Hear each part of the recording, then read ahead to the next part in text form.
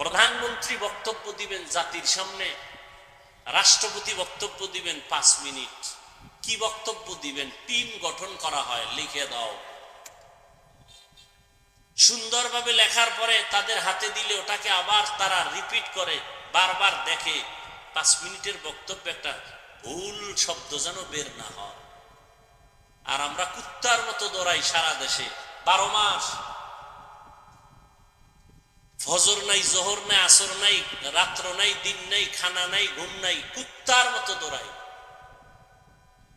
একটা মানুষ ঠিক মতো না ঘুমাইলে তার জিন্দেগির ব্যালেন্স ঠিক থাকে না। আর আমরা অনবরত আবার বয়ানও করি, অনবরত বয়ান লেখা নিয়ে আসি না যে আজকে এখানে কি বয়ান করব, কয়টা কথা কব, কোন কথার পরে কোন কথা বলবো, লেখা নাই। বলতেছি বলতেছি বলতেছি